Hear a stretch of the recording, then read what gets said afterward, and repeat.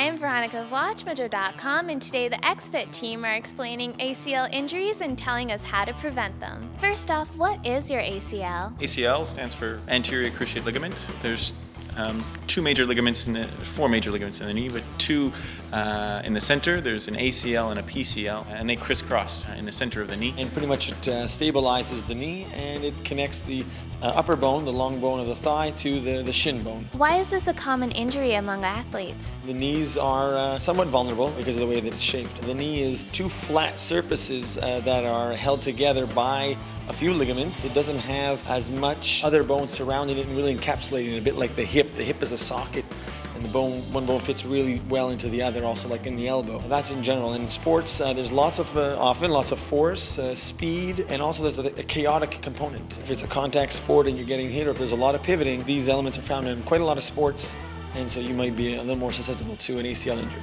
Who's at highest risk? Some sports, for example, rugby or football, they have a high incidence of collision, so it's a high impact and the knee can be vulnerable there.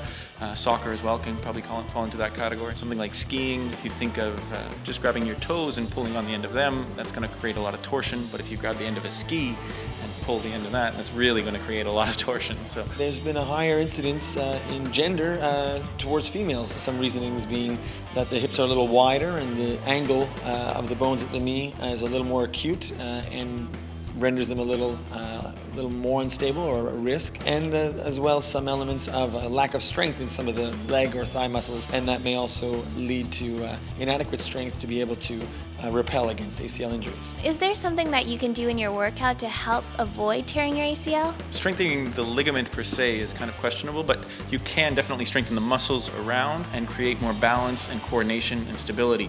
So those are the things we try to work on. How do you know if you've torn your ACL? What symptoms will you see? A foot or that's planted, and then the body that turns the other way.